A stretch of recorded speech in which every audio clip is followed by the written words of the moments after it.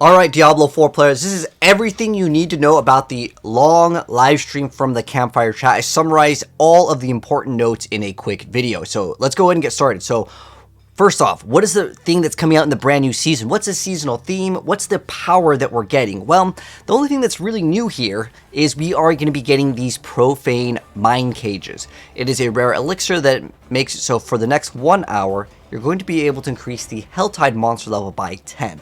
So how good is this? Well, there's not anything that specially drops once the monster is plus 10 more levels. And in the Helltide, they're above your level by a little bit, but is this going to make a huge difference?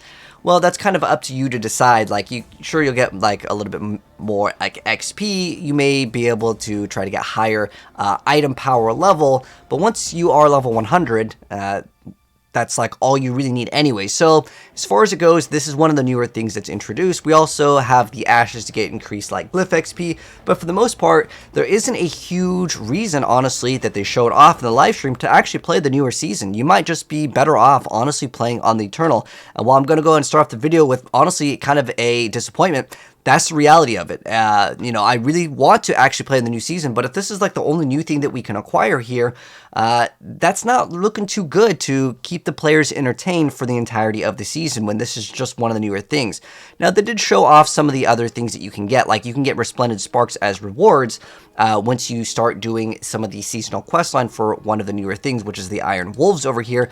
Looking at the rewards over in this picture, you can see what they are. So there's going to be a few different caches here, and there's some materials. Looks like there's an elixir here, but these are additional skins that you can acquire, it looks like, in the pictures. But there's not like a brand new unique, even though it has like kind of a portrait of a unique here.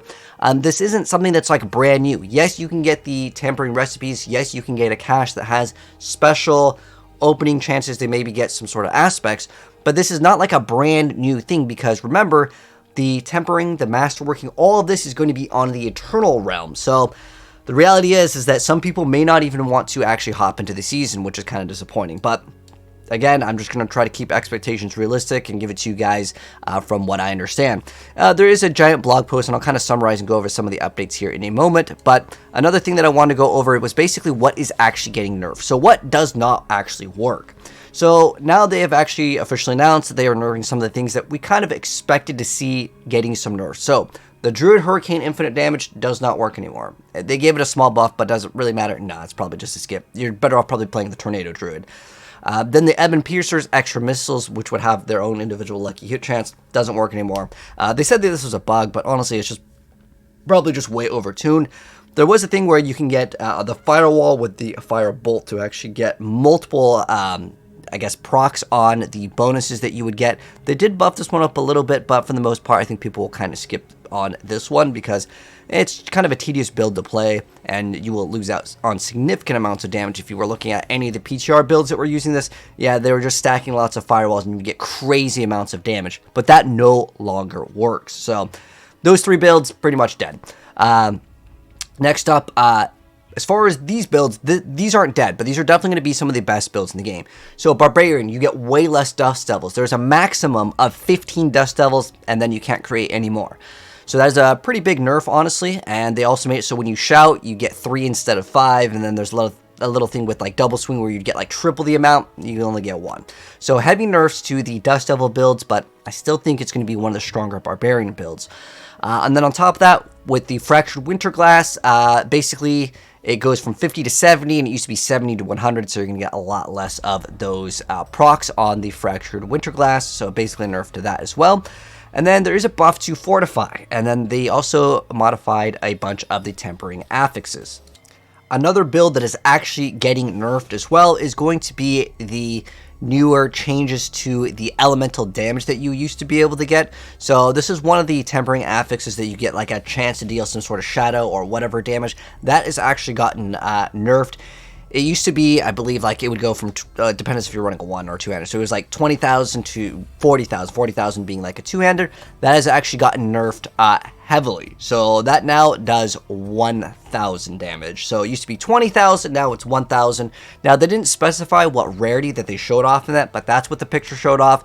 So if it's like 3,000 from 20,000, it's still a massive nerf. So that build, as far as any build guides, because I even listed it as potentially one of the better builds for basically all classes, That unfortunately is going to get nerfed again too. It just looks like, honestly, I'm going to keep it real with you guys. I hate seeing nerfs in the game, and I totally get that you get way less, like, you know, frozen orbs and dust devils, because that actually lags people's computers. But if you were to say, okay, well, we're going to at least double or triple, quadruple the damage, that way players don't get that upset. But when you're looking at some of these stats where it's just like, well, you used to be able to have, like, you know, 50 to, 100 of these tornadoes coming out, and now you only have 15, and then they're like, okay, well, here's like 5x damage, like not 5 times damage, but like a 5 multiplicative damage that you can get just on the aspect. It's not the same amount, right? So I think that that's something that they can consider in the future, because I want to give them some feedback as a partner.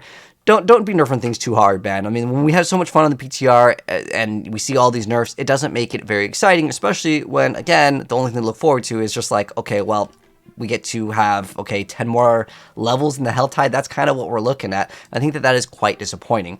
But anyways, next up, let's go ahead and go over the next thing over here. Scoundrels Kiss. We actually made a build all around this. What it did was it made it so rapid fire would now shoot like explosions. Now they've changed it. Before, how it used to work is if you wanted to hit like a boss, you'd have to get within melee range. Because they would basically just miss. So before, you would have to go melee range, and now you can be kind of farther away, and you can kind of shoot, and it's still going to register like all kind of one clump.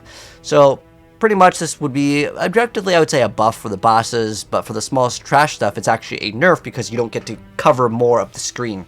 But overall, doesn't really matter too much. I would say, as Rogue is probably one of the weakest classes in the game, honestly, going into the next season, especially because they nerfed the Beastfall boots, which was the only thing that made Rogue even viable to maybe make a one-shot build, whereas you can have the Necromancer just one-shot things like without having a crazy setup. Another newer change that is in the game, they actually have a cap on cooldown reduction at 75, which is still actually pretty solid, to be honest. And then they also increased the area size cap to 100%, so if you were to get like bonus of Frost Nova size, where you could basically hit the entire screen, or you get the Whirlwind to get even crazier sizes. So honestly, the game was a lot cooler when you could just have like full clear screens, and I was like, dude, I like this direction of Diablo 4. It was getting like crazy cool, but unfortunately, yeah, it is going to get nerfed, so it has a cap now. And then on top of that, they're actually changing the way physical damage reduction actually works. So you have a maximum cap of 85 on the reduction in terms of percent-wise, and you just need to have 9,230 armor now. So before, if you guys have seen any of my videos, or if you looked at any like guides, I will also be updating all of my guides to not require as much armor, because before it was thought to be maybe you needed like 17 to 20,000 armor depending on the monster level. Now they're just like, just get 9,230 and you're done. So basically what this means for pretty much 99% of the player base, literally just get the Juggernaut aspect and you're good to go. That's all you need in terms of defenses for physical mitigation. Now there is something where the enemies can actually shred your armor, and you'll have more armor required for that, but that's going to be specifically on some sort of like affix on a nightmare dungeon, so does that matter? They've also changed the greater affixes, so there's actually a symbol in your inventory, so if you see this, you may want to actually make sure you check out the item before just salvaging it. And this is what the items will look like as well. So there's going to be a little like star here. I'll zoom up on it. So it looks like there's kind of like this star thing, and that will be able to let you know that there's something with a greater affix. If you guys don't know what a greater affix is, it basically means that the stats on the item will be not only perfectly rolled, but at a 1.5 times like multiplier, and this can be mastercrafted into an even higher number, so you definitely want to go ahead and look out for that. Other things over here that I just want to go ahead and mention, they're not really changing too much as far as like the boss goes. This is like the Blood Maiden. This is one of the newer things that I wish they kind of showed off a little bit more, but this is something that is important. So when you are putting the Baneful Hearts in, you actually get more rewards if you put it in. So what I mean by this is you only want to put in one. You'll see that there are 3 that you can put in, and as long as you put in 1 out of the 3, you will get more rewards. But you do not get more rewards if you throw in all 3. So ideally what you try to do is you at least throw in 1, but do not throw in 2 or 3, because you're not going to get extra bonuses. So you ideally have everyone put in 1, and everyone will get a benefit. Those people that don't put it in, it doesn't really matter too much. So I'm going to go over a bunch of different nerfs, and you know, while I want to say that I'm not excited about nerfs either, there's one class that got completely by and did not get any nerfs as far as the Minion Necromancer build, which is actually one of the things that they're going to give us a bunch of aspects at the start, which I'm going to be making a dedicated video. But basically, if you've played Diablo 3, you know how there's the Hagrid's Gift, which basically gives you a bunch of stuff kind of get started to go along with your season journey. You're going to be able to get a bunch of aspects specifically for minions.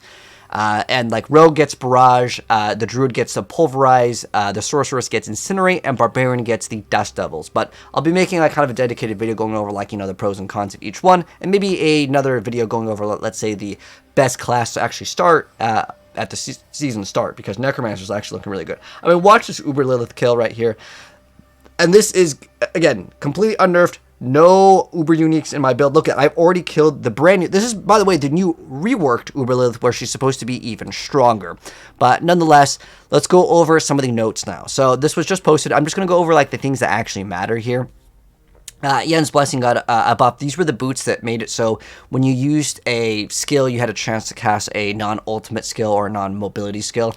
They actually buffed it by quite a bit, but it still is kind of just meh. Like, it's just skip, honestly, for like most people. There's also the aspect of the Fierce Winds. This actually got a nerf and a buff, but that's a change over there. Fevered Mauling over here, so when you hit an enemy with Maul, you get to increase its attack speed over here. They buffed it by a little bit, and then you also gain some sort of amount of damage reduction, and that can stack up. This one over here, your Skeletal Priests empower your Skeletal Warriors, and then this one got a small increase. Some of these got increased over here, so it got buffed over here. Scoundrels Kiss, like I mentioned before, it fires in more of a smaller box versus making it kind of in a line. So this one, it's a nerf and a buff. So basically, it's a buff against bosses, but a nerf against just the trash mob clear.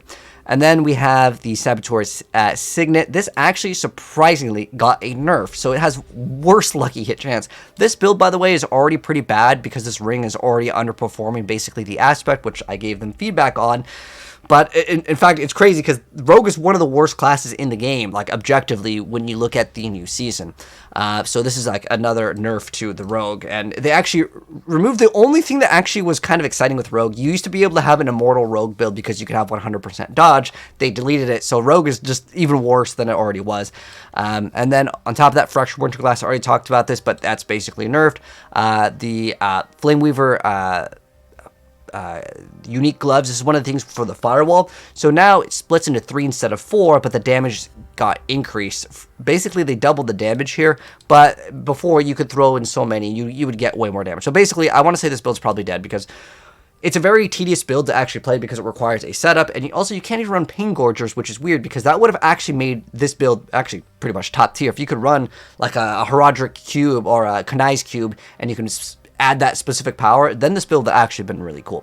As far as Razor Plate goes, because of course we have to be able to masterwork some sort of affix here, they actually just has 4 Thorns affixes. There may be a Sky Hunter build, if you guys don't know what I mean by that.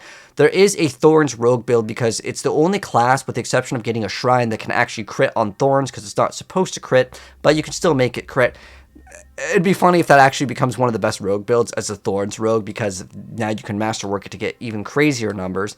Because again, Rogue doesn't really have any really good new toys. Again, the Flurry build is very mediocre, and as far as the Rapid Fire build goes, it's still pretty weak. Again, when you compare it to the other classes, if you've seen like the Dust Devil Barbarian, it's miles behind. But next up over here, this one over here, you get to Fortify. This one actually got reduced over here, so that one got nerfed. The Hectic Aspect, this was for the Teleport Sorceress that can infinite teleport. It still actually might be quite viable, and I'm curious to see if someone actually ends up building it still, but I think that this could still be a very good build. Basically, you just spam Arc Lash, and you can infinitely teleport and do insane damage. Now, there was some aspect called Frosty Strides. I don't think they actually mentioned this getting nerfed at all. I'll double check on it in the notes, but Frosty Strides over here. So it was like while you were below a certain amount of life, and you can put this on the amulet, so it would be, I think, like 85%. It was able to just do an insane amount of damage, and you would just spam your evade, and you would just kill everything. They didn't mention any nerfs to this, so if this actually works, this is the best Sorc build. Like, you would think that it was the Frozen Ore build, and that's probably supposed to be the best build, but if they don't actually check this, then that's probably going to be one of the better builds to actually play if you're interested in playing a Sorceress, because it just does crazy amounts of damage. You could just breeze through all the content in the game. So on top of the Hectic aspect being nerfed, they also made it so the fortification got buffed by 5%. I already mentioned the cooldown reduction, and I already talked about some of these things over here. The resistances for the amulet and rings, these got increased a little bit, so that's going to be a nice little change over there. And the attacks reduce evades cooldown has actually been increased. So Frosty Strides could be one of the better builds in the game. If you guys want to play that. And then on top of that, you can only make 15 Dust Devils, which I already mentioned over here. Most of the stuff that's actually changed is in the red. I already mentioned that, like, you can't create like the triple the amount of Dust Devils with it because it's nerfed. And then when you have the aspect of Fierce Winds, it's only 3 instead of 5. And as far as the Ancient's Oath, there are some pants. It's really bad, though, to be honest. I think these are the pants. There is a unique pair of pants. I actually have gameplay of it from the PTR. I still need to upload it. But if you guys were thinking about making a pet barbarian, I'm just going to give you guys the spoiler. Don't. It's bad. Okay. So wariness over here, the reduced damage from elite. So this got a little bit of a buff over here. The wolves got increased HP. Is 200% enough? I think it still might be kind of weak. Especially because if they're dying at all, like giving them 200%. We'll have to wait and see kind of how that plays out, because a lot of people weren't able to min-max, but I remember watching Woody's build, and they were just, like, dead. The wolves were just constantly dead. So even if you gave it 200%, like, more HP, if we're looking at that kind of, like, basically thinking of it like, okay, they have, let's say, 3 times the HP that they had before, right? Because the 200% increase, if they're doing it that way, because it's not like X multiplicative.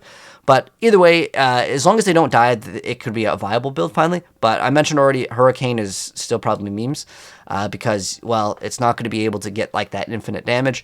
Now, there is a thing where you can gain overpower, and because it doesn't, even though it like kind of like lasts, it starts stacking in damage.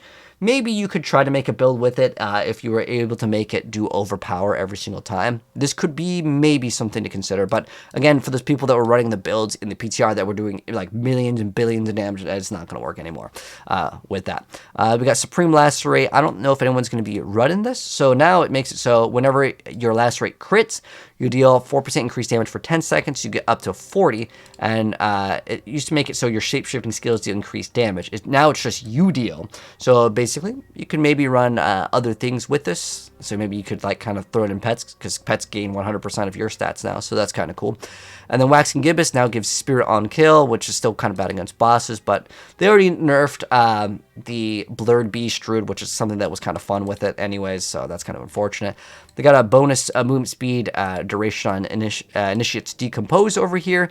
And then with the Shadow Mages, it fires, the upgrade fires a Shadow Bolt every 3 attacks, down from 4. And then with the Bone Mages, they now use Blown Splinters or Bone Spear on every 6th attack instead of a 25%. 25%, I mean, if you think about it, 1 out of every 4, so kind of a nerf in a sense, but it's more consistent. And then Lidless Wall, the Lucky Hit chance got increased. And then we have Bloodless Scream, so the essence gain got increased over there. And then the Dominate, the bonus overpower per 5 willpower got reduced from 39.9% to 14, so that's going to be like a nerf over there with that thing. So Uncanny Treachery, so this is the major nerf that's really disappointing, because this was the only thing that made Rogue kind of cool, which would give you an Immortal build. Well, I want to say Immortal stuff is probably not intentional. Rogue is just so bad that even if they had this, I would still probably not want to like run this as my starter. In fact, I think one of the best starters is going to actually be the Necromancer and or Barbarian. So Escape Artist, they got kind of a change on this. So you get less dodges over here, but you do have like basically half the duration. So it's a buff and a nerf over there. And then with Resistance Assailants, when using concealments, the resistance and max res have been increased by 2 seconds. So that's basically a 50% buff. Now this is where it makes it super disappointing. More nerfs for Rogue. So now there is a buff here, but the damage bonus got changed from 0.5 to 1.5 to 0.25 to 0.75. And I was actually really excited to build Rogue, because I was thinking, okay, I can make a Beastfall Boots that can just build, that can just pretty much one-shot anything in the game. And if you could get enough energy in the, basically you need to hit 300. If you can hit 300 with Beastfall Boots and get like a perfectly rolled Beastfall Boots. I mean, a perfect roll used to be 1.5. Now a perfect roll is half. They cut this thing in half, and Rogue is already one of the worst classes in the game. So, you know, as obviously, as someone that likes Rogue, I mean, I'm not even trying to be biased as a Rogue main. I genuinely think this is too harsh. The only thing that made Rogue cool in the game was that you had this one-shot ability. And when you have Necromancer running around that did not get nerfed, that can still one-shot everything, and the build is actually like way, way, way stronger. I mean, I'm not asking to get a nerf for Necromancer, but I'm just saying, like, can we at least have some sort of way to play Rogue? If Rogue is objectively the worst class in a lot of different areas, and they can't run some sort of cheesy build to either have immortality or another build to basically one-shot everything in the game, well, what is the Rogue really good for, right? That's the way I see it. Eaglehorn and Sky Hunter, I think these are kind of just memes, to be honest. This is not the worst thing, and the reason why a lot of uniques will be memes in Season 4 is because we cannot temper on to a unique item. So even though, like, they could buff Wind Force so many times, who's playing Wind Force, right? Even with the 22 combo points build back when it was bugged, a lot of people still kind of skipped out on it. I thought it was kind of a cool thing, and it actually made Wind Force really good because you could scale your lucky hit to have like way over 100%, and then it would just like proc every time, basically. But that's the changes with the Rogue that I'm pretty not excited about. There's a small change over here where they changed the Shimmering Ice Armor, or it used to have 2 seconds on its cooldown, and now it's 1 second for every 50 mana you spend, which is kind of disappointing because that was kind of cool to keep it up most of the time.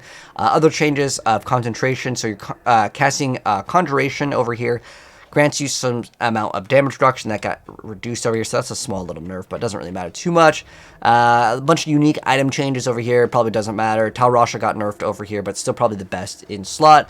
So pretty much what it means is people used to be running a tempering thing where you would get some sort of poison or shadow damage, and that actually procced Tal Rasha, so you used to be able to get all 5 stacks, but now you're capped at 4, so you're probably just going to be running 3, unless you can get some other source from that, and it got a small other boost over here. Flame Scar, I mean, no one's playing Incinerate anyways. Endless Rage doesn't really matter anyways, because again, uniques are kind of just bad in the next season.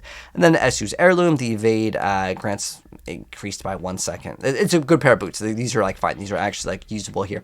And then as far as the Elixir updates, nothing really got changed over here except for the resource ones. So the resource ones, it got cut by a decent amount. It's like a 50% nerf. It used to be 15 and now it's 10. It used to be 20 and now it's well, it used to be 30 and now it's 20 from the Elixir of Resource 2. But that's fine. Resources aren't going to be too much of a problem, and the reason why is because you can just run a chest piece, a helmet, and in the boots you can get like flat regen, so it's actually pretty great.